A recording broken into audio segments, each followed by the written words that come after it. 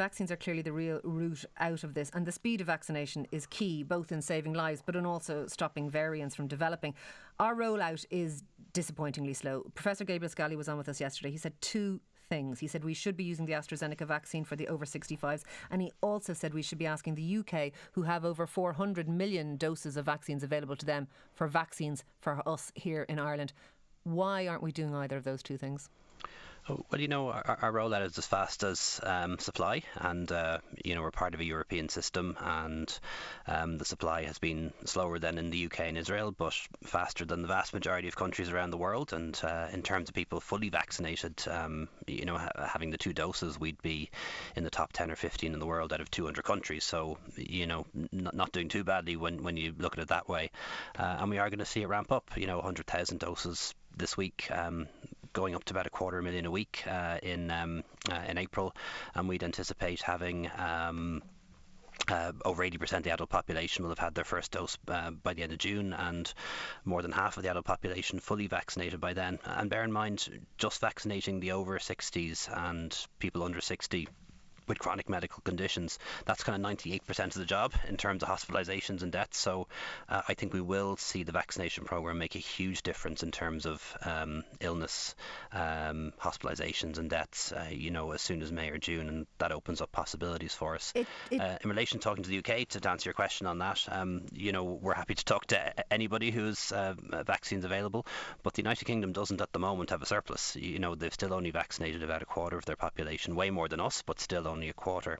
And I think by the time they have a surplus, we're going to have one too. Like, we've 18 million doses ordered. We have enough vaccines to vaccinate the entire population twice over. And chances are that by the time they have a surplus, we'll have one too. And it's going to be more a case of what we do in terms of helping out less developed countries in the Western Balkans and in the developing world at that point. Okay. With our surplus. And with regard to our supply of vaccines, are you critical of the EU? It has been slow, it has been bureaucratic, they've been behind the curve in terms of both, licensing vaccines, but also procurement and delivery to individual states.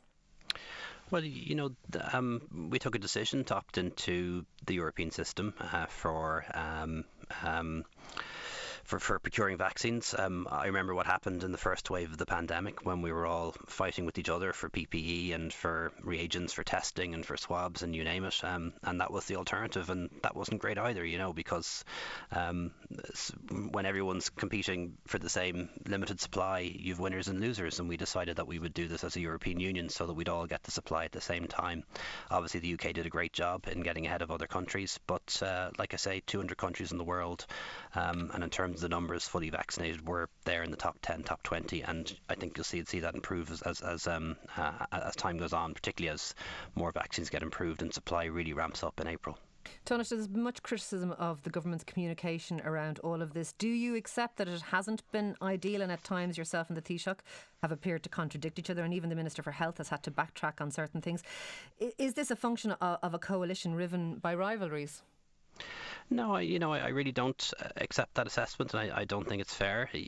What happens in politics, and it happens all the time, is, I might say something on Monday and the Taoiseach might say something slightly different, or a different answer to a slightly different question on Thursday, and people on Friday will jump all over the differences. And I even had that experience in the last government, when I was working really closely with Simon Coveney on Brexit, and he was asked a question on Monday, I was asked a question on Wednesday, we'd give slightly different answers, and people would read more into it than maybe they should, and that's part of the game of politics. The opposition will always try to make out that there's division in government, even when there isn't. So, Taoiseach and I are absolutely aligned on our approach, and one thing we have now, and I think it's really helpful, is we have this plan.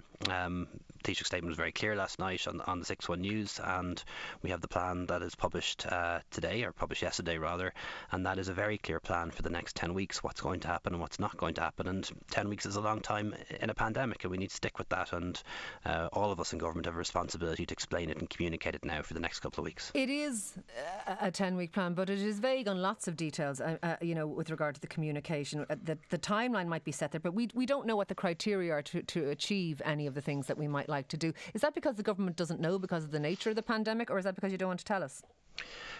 No, there's four clear tests, so 4 things we look at before proceeding to open more schools or ease restrictions further.